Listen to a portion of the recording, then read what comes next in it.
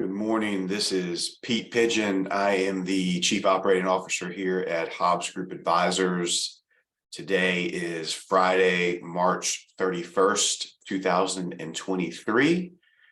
Today, I'm going to present our third cash management video update. So we started this in January. We recorded a video in February. And now I am recording an update video at the end of March, and a lot has happened in March. So the idea of this video is to talk about cash management rates, which I'm going to get to in a second, but also talk about what is transpiring. So we've been talking about the idea that banks have not been paying market interest to their depositors. And what happened in March is I think that's become a little more public, that banks have had some issues. Silicon Valley Bank, First Republic Bank, a lot of banks have had some issues that have been that have been very public. And what that really speaks to, one, is that the safety of deposits is in question, right? FDIC insurance, one of the things that not everybody thinks about. $250,000 limit on FDIC insurance. The Federal Reserve had to step in for depositors of Silicon Valley Bank. So when we talk about cash management rates, today I'm going to talk more about the rates, but also the safety involved. Because if you have deposits at a bank, one, you should be looking at, and as I've been saying now for the last 2 months, you should be looking at what you're being paid as a depositor, right? Because if things become more expensive over time, which is inflation, and you aren't earning anything on your deposits, you are losing money. You are losing your purchasing power. If inflation is 4.5%, 5%, and you're earning nothing with your savings at the bank, that means you are losing 4.5%, right? So the idea is make sure your cash management keeps pace with inflation. You also need to make sure that your cash is safe. So we'll talk a little bit about that. The main discrepancy between what we do with cash management and what banks do with cash management or deposits is that banks lend money, right? So they take your deposits and then they lend money to businesses and to individuals to buy homes and cars and other things. So there's a very different function of what banks do than what investment firms do, or in this case, what Fidelity Investments does, right? So there is in my opinion, a level of safety in having FDIC insurance, but also investing in things where there aren't lending functions involved. So for example, we can buy United States Treasuries, right? You do not require FDIC insurance for owning United States Treasuries because you are lending directly to the U.S. government. Okay, so if the U.S. government defaults, and not just a political default where Congress argues about it, because to me that's just optics. But if the U.S. government defaults, then we all have much bigger problems than FDIC insurance.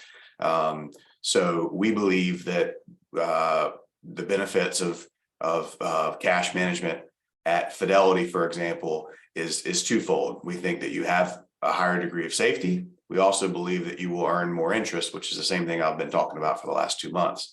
So I'm going to share my screen, go into this a little bit and talk about where we are with rates. With the banking scare that happened in March, certain short-term rates actually went down a little bit, which tends to happen when you have some economic scares. So I've talked a little about Silicon Valley Bank, talked about the Fed intervention. So Silicon Valley Bank basically had billions of dollars of deposits leave literally overnight at the beginning of March. And basically that created what's a bank run, which is used to be something that we talked about in the early 1900s.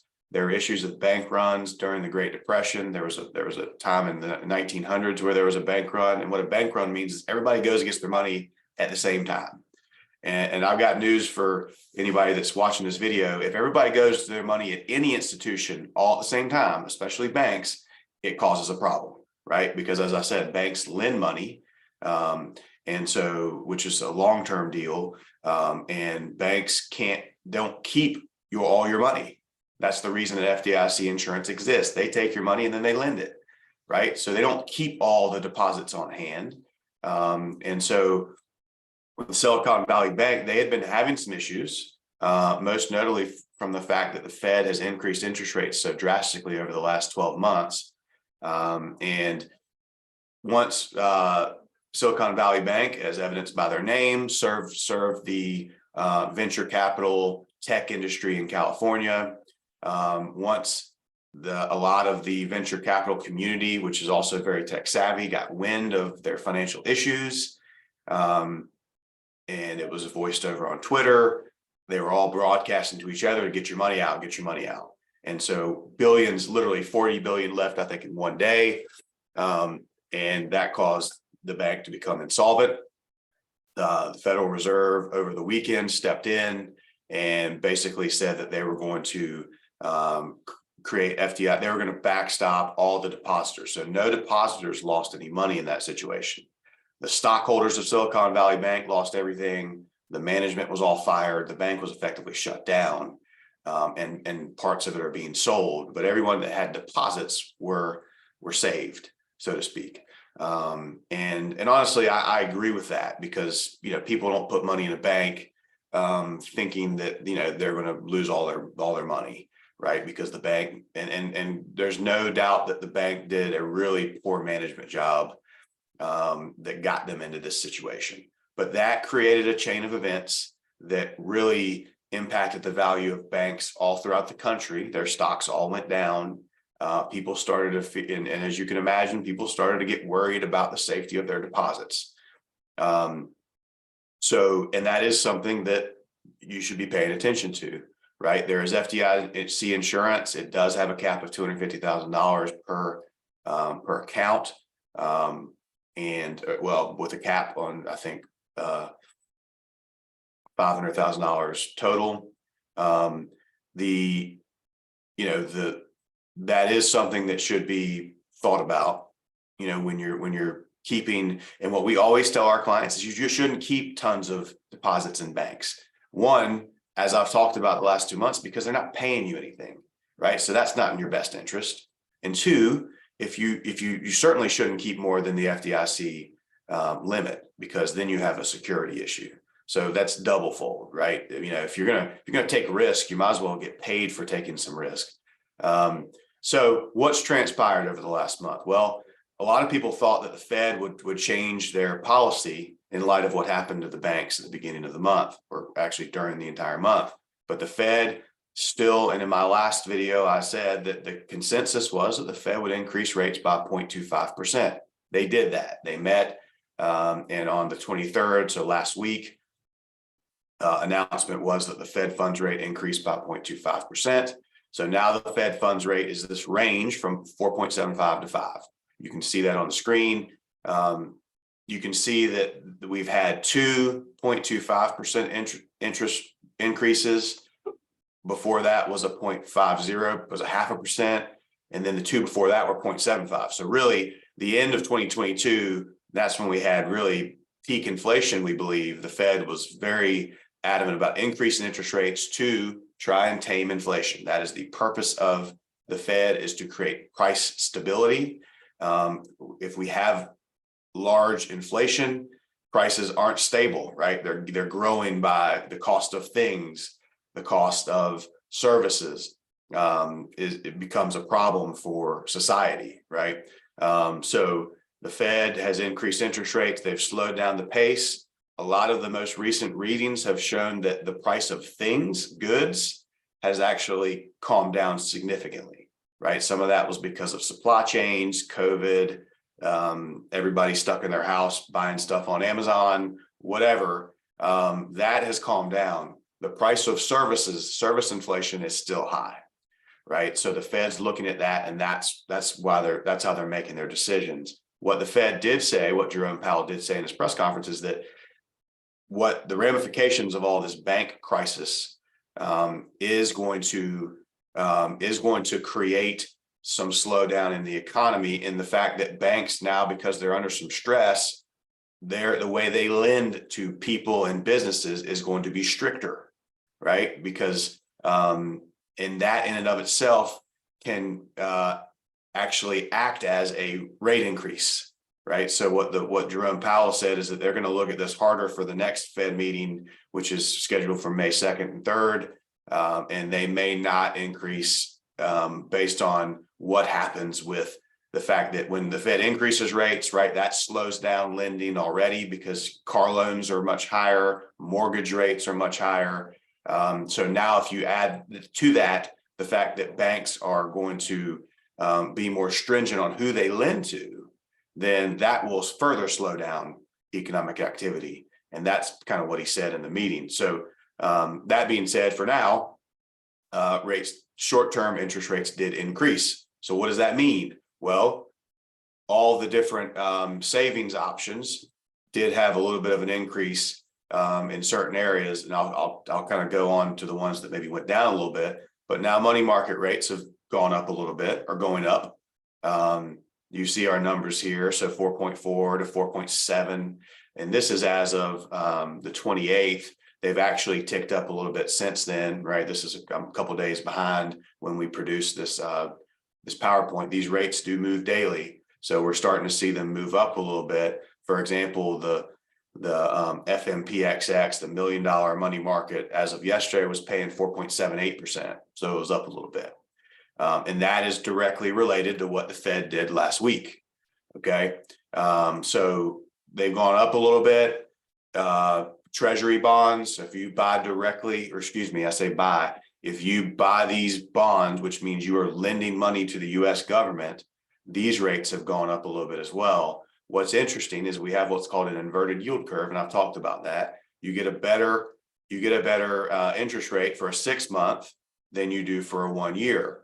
But what happens and what the expectation is, and the reason this exists like this, and you see the 2-year was even lower, is that your risk is that what happens after the 6 months, right? What sort of T-bill can you buy once your first one matures? If you buy a 6-month T-bill, the expectation is the next one 6 months from now will not be 4.8%. The expectation is it's going to be lower, which is why the 1-year bill is at 4.5 and the 2-year note, they call them notes after 2 years, is 4%. So the expectation is that these higher short-term rates are not going to stay here forever. That's what the market is telling us. That could change, but that's why you have a higher interest rate for short-term rates than you do for longer-term rates, which normally in a normal yield curve, and if you think about it logically, the longer you give someone your money, the more you should be paid, right? So in a normal yield curve, a 2-year bond pays a higher interest rate than a 6-month bond. A 5-year bond pays a higher interest rate than a 2-year bond, so on and so forth. That's not what's going on right now. So CDs, we have the ability to buy CDs in Fidelity brokerage accounts. We can buy them at literally up to, I think there's like 100 different banks that have a relationship with Fidelity, which means we can get FDIC insurance for every single CD we buy, regardless of the amount that's in the account, because we can split them into $250,000 increments. So in other words, you could have a $250,000 CD in your brokerage account with Truist. You could have one with Charles Schwab. You could have one with First Federal. You could have one with all the other banks that have a relationship with Fidelity. And you see the rates on these are roughly 5%. Some are higher depending on the length of the maturity length. So in this case, I'm showing, 1 year. I'm showing a 2-year, and then I think an 18-month in this example. But these are, we're doing a lot more of these lately. We didn't really do CDs at all in Fidelity brokerage accounts when interest rates were very low, because nobody really wanted to talk about a 1%, 1-year CD. In this case, these are more relevant. We get FDIC insurance on these. They're also what's called brokerage CDs, which means if you need to get your money, we can sell these. Now, the values can fluctuate. If you hold them for the entire length of maturity, you get 100% of your money back plus the interest. If you need to sell them, for example, if rates go down, you can actually sell these for a gain. So they are more liquid. And let's be honest, the whole way banks work with CDs is at your maturity date, you typically have to go and talk to the bank and ask them to a renewal. If you don't, they automatically renew you at a lower rate. The portability of these is so much better in a brokerage account. For example, if rates go down and CDs no longer make sense, well, guess what? We can just put it in something else. We can buy bonds, we can buy stocks, we can buy T-bills. We have the ability to be extremely flexible. Whereas if you hold your money in a bank, you are not very flexible. You are subject to whatever's available at the bank. We don't dislike banks. We just think that this is a far better option. So corporate bonds, which make a lot of sense. You see corporate bond rates. We're showing you really short-term corporate bond rates. So most of these mature. These are exchange traded funds that invest in corporate bonds. These come due at the end of each year. So, the one that comes due at the end of 2023 is paying 5.4%. The one that comes due in 2024 is at 5%, and 2025 is at 4.89%. And so oftentimes people ask me, well, why would I buy the 3-year bond versus the 1 year if I'm getting paid more? And the answer is you're getting paid for a longer period of time. So the idea of locking in a 4.89% interest rate is appealing because you will get paid that every year for the next 3 years. Whereas if we buy the one that comes due at the end of December, once again, it's reinvestment risk. If rates go down, you can't continue to get that 5.4%. So you have to create some balance. So when we build a bond portfolio, we want to have varying maturities, and we want to have some longer term bonds in there as well to ensure that we continue to get that interest if rates go down. The inverted yield curve is telling us that there is an expectation that rates will go down in the future. We also will buy municipal bonds for our clients who are in higher tax brackets. They do pay a lower yield because the interest on these is federally tax-free. So you see lower yields on these, but when you do the math on the amount of tax that someone in a high tax bracket might pay, you can compare that to a taxable bond and see which one makes more sense. Both are good options. We also can buy treasury bond ETFs. I talked about what the treasury bond rates were. These are basically a ladder of treasury bonds, very easy to get in and out of. And this is lending money directly to the US government, which we believe is the safest borrower on the planet. So what are we doing? We're having lots of these conversations with our clients. We do charge a fee for this. The fee is based on the amount of assets that we manage. And in most cases, we're charging somewhere between 0.5% down to 0.25% for our services. What do you get for that? Well, you get our advice on, what to do now, but more importantly, you get our advice to what to do as things change. Interest rates will change. Economic activity, the economy will change. Right? That this is never going to be a set it and forget it strategy. So our promise to our clients is that we're going to be on top of this both now and in the future to ensure that we're giving you the best advice on where your cash savings should be. This is the same thing we do as an investment advisor and wealth management firm for our clients when we're talking about investing their money, right?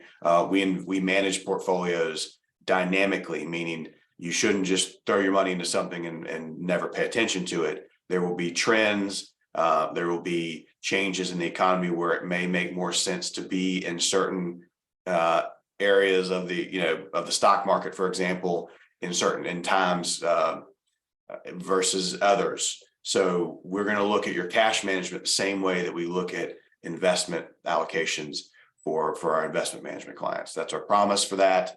And I will be updating this video every month. Hopefully we don't have more bank scares between now and then, but we certainly have appreciated the opportunity to have these conversations. We're having lots of these conversations about cash management, especially now that the bank issues were in the news. But we're here to help anyone who would like to have a conversation about getting, I would say, enhancing your